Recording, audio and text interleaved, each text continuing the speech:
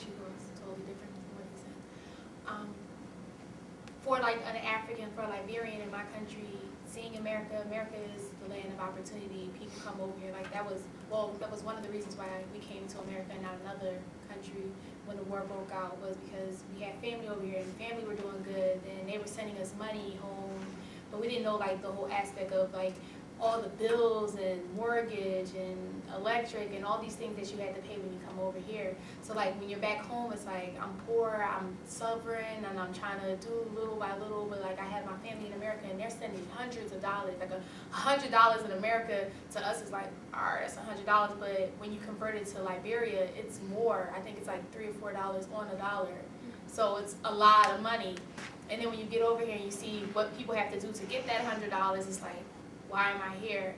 And then my mom and I hear my aunts, they go back all the time and they're like, when I'm back there, I don't have any worries, I don't have any stress. I have land, I stay in my house, I have my generator, I don't have to worry about paying an electric man, a cable man. I'm just happy and I'm peaceful. Yeah, I'm struggling, but we're living longer and we don't have high blood pressure and all these different like situations when you come over to America. Like my grandparents tell me all the time, like, back home, all these pills I'm popping, you go outside and get some grass and you put your grass in your tea and you're okay for that day. But like here it's just so many medical problems and so many frustrations, so many stresses, like you gotta pay this bill man, that bill man. And within our culture, being American, like if I were to be talking to my mom, that's why I walked out of the class when she called me, because she started that, don't be speaking that serious English to me, don't speak that serious English, you're not American. Come on, speak it like you're supposed to speak it. And so I walked out and I went and talked to her. I'm like, Mom, what's up? No, I don't want to hear what's up. That's not how we talk to each other. That's how American people talk to each other. You're not American. It's never viewed in a good aspect. Like if you go back home and you're around like all your friends that are like African, pure blood Africans, and you're sitting there like, yeah, what's up? What you doing, John? All this. They looking at you like, where you been? Like, we don't talk like this. Like, what's going on with you? And your mom and them are like, something's wrong with her. And you just like classify, you're kata, you're out there, you don't know your people no more. It's just not a good thing. It's just negative altogether in both aspects.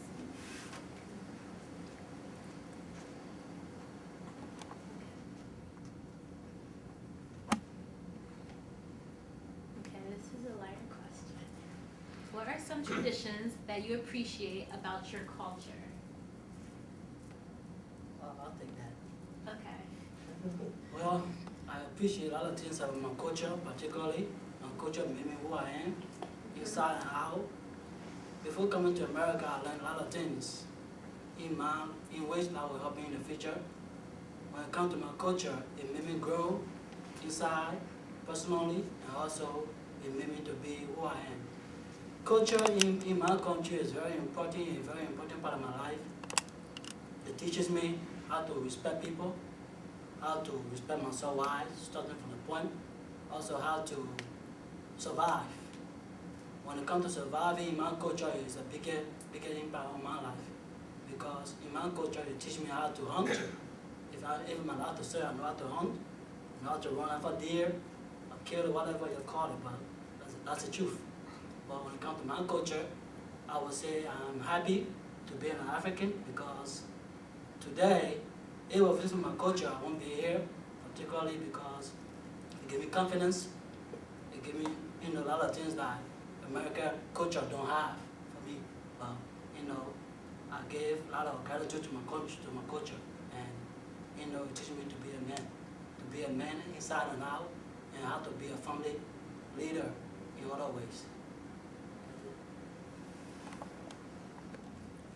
I would say my culture and traditions that I'm proud about would be, or that I appreciate being an individual. In American culture, people have a first, middle, and last name. I have 4 names. I'm Carlos Rafael Gonzalez Perez. I have my mother and my father's last name. I feel like that identifies me as a Latino.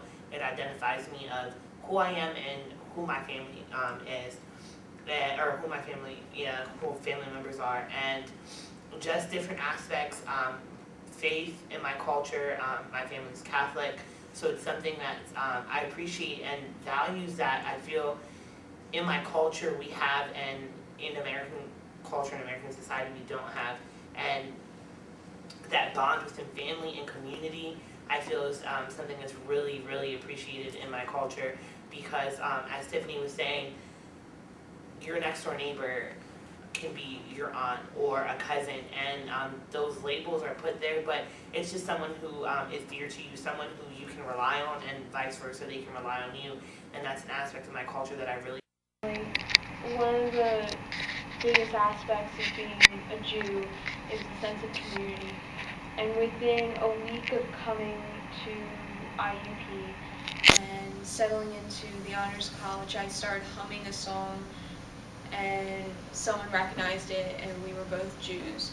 So there are certain things ingrained into the fact that I'm a Jew and what I've learned from being that is only known by other Jews, and that's a huge thing because our community is slowly becoming smaller and smaller. People are intermarrying and leaving the religion and the nationality.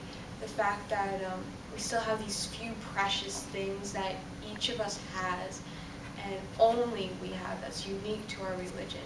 It's a beautiful thing to be able to hum a song or say a prayer and know that someone else might know what it is and be able to pick up and come to you. And the community, the family, it's one of the key points of being a Jew in today's society. Someone could have told me I only had one earring in my ear. But anyway, no, I just woke up. I think like within my tradition, that I love so much about it is even when I was younger, it used to like really kill me waking up early in the morning and having to learn how to make traditional dishes. But now that I'm in college and I'm away from home, I can't call my mom and say, can you FedEx me some food? Like, you know, like I know how to do it now. I know with seasonings and I know how to like put together a traditional dish. I know how to be able to be submissive but also be a powerful woman for a husband or a friend or for like an activity or a group. And I also like know that like if I need someone to turn to and I see another Liberian, I could do the singing or the dancing and they know what I'm talking about. I'm not just like lost in my own world.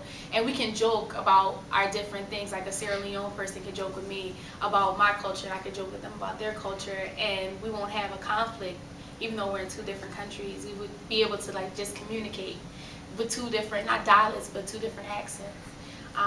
Also like the family life, how close our family are. Like I have aunts that harass my life now, but they're just like my mom, and I have cousins and like the whole neighbor thing. Like my neighbors on my block, even though they don't want to, they're a part of the family. They come over and they hang out and they're always in our business and we're always in their business. And we just have like a really close like bond, like, yeah. Just upset I only have one earring. It's part of African, so No, it's not.